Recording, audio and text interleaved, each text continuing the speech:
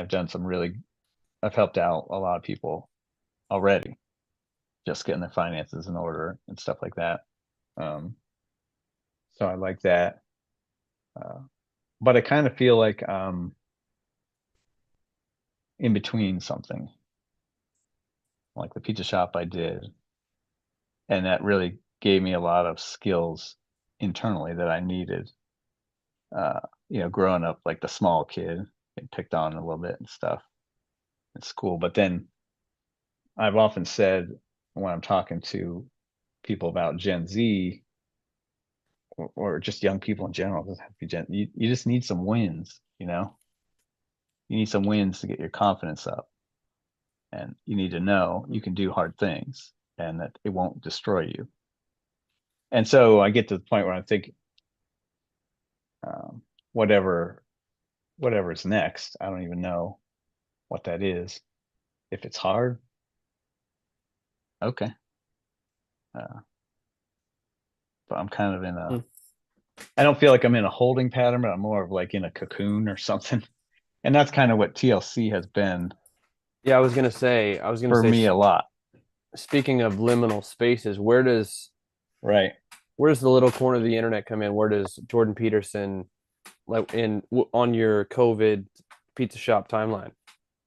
Yeah, I think I probably have the traditional uh, Peterson, Paul, Vervaeke, Peugeot pipeline kind of a story.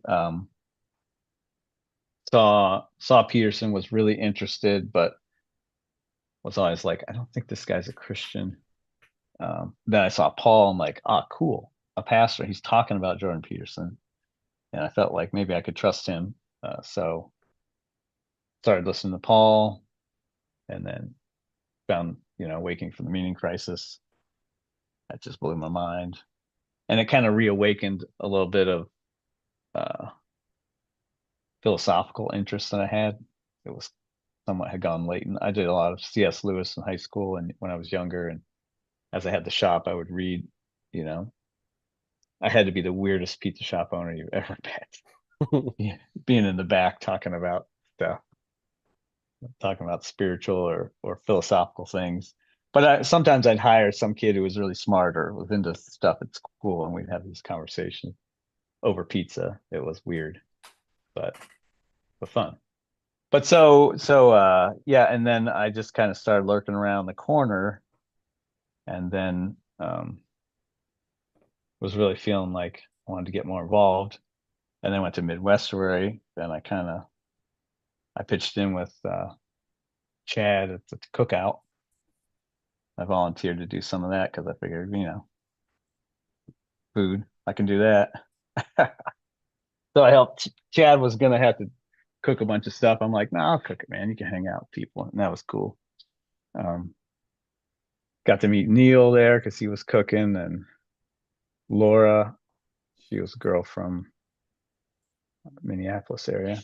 Anyway, met some other people, and Midwestern was just it was great.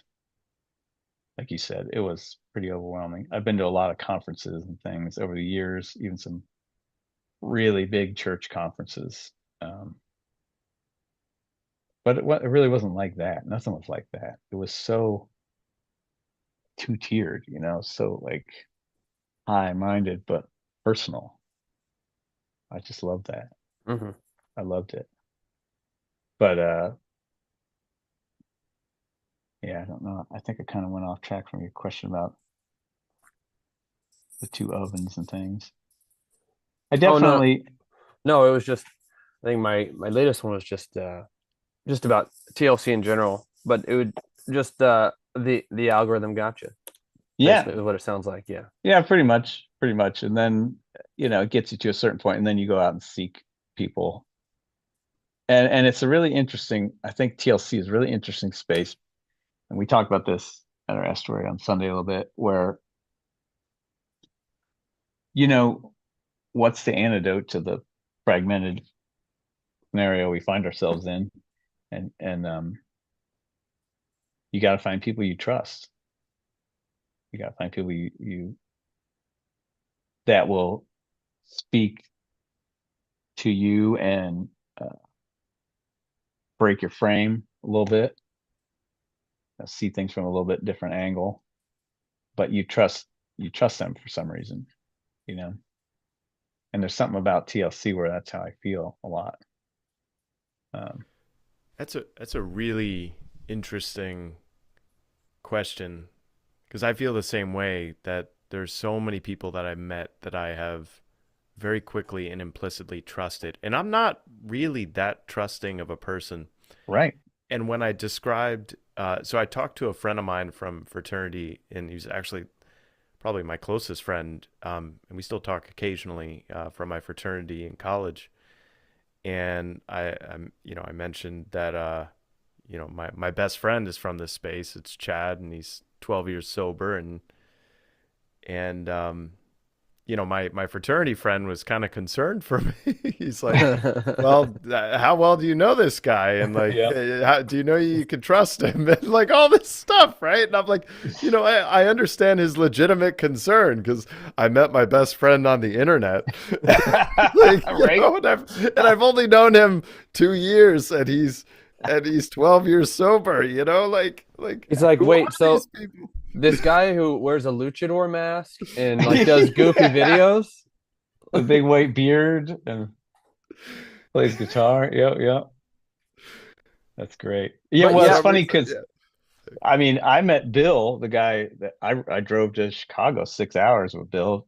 We talked on Discord for 45 minutes or something. Like he seems like a good guy.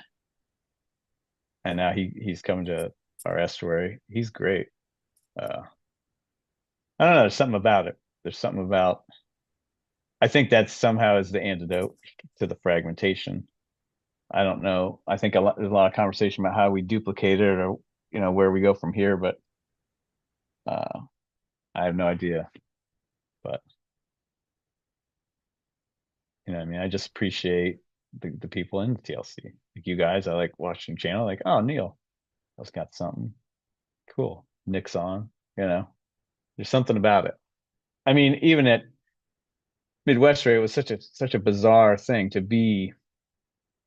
I mean, I'm naturally introverted, and I just sit down at a table and start talking to people, and then like it's real conversation, like immediately.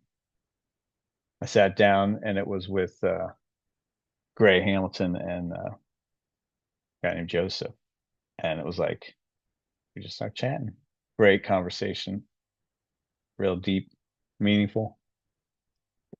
That doesn't happen in the everyday life. What is it that separates us? Like, because I hear you. I mean, it. I don't know if I think a lot about how to reach normal people, and I also think about it in relation to my own desire. It's like maybe it's okay that they're just having normal lives, doing normal things in a normal way, and I should just let them be. Just let them be. But then another side of me, man, like people are more anxious and depressed than and Yeah, yeah. I definitely feel a burden to like help people uh to relieve that pain that people have, you know. It's so common now. I mean, that was definitely a common thing with a lot of the younger folks that work for me, uh struggle with, and my kids too, it's not nobody's immune, but